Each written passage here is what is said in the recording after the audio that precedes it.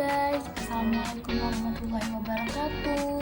Perkenalkan, aku Raudah dari S1 Farmasi kelompok 11 KKN Universitas Muhammadiyah Banjarmasin.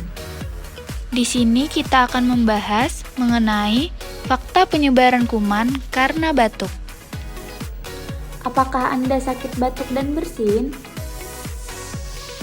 Ketika batuk dan bersin, apakah Anda tahu seberapa jauh kuman menyebar di udara?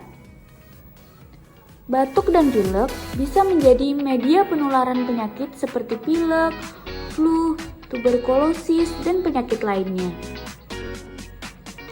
Saat batuk dan bersin, droplet atau partikel air kecil yang mengandung kuman menyebar luas di udara.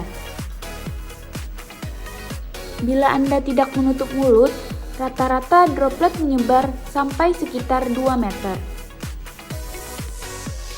Dalam batuk tunggal, ada sekitar 3.000 droplet keluar dan kecepatannya mencapai 80 km per jam. Sementara untuk satu kali bersin, jumlah droplet yang dikeluarkan bisa mencapai 321 km per jam. Agar kuman tidak menyebar, sebaiknya kita tahu tentang etika saat batuk dan bersin yang benar, yang akan saya jelaskan di video selanjutnya.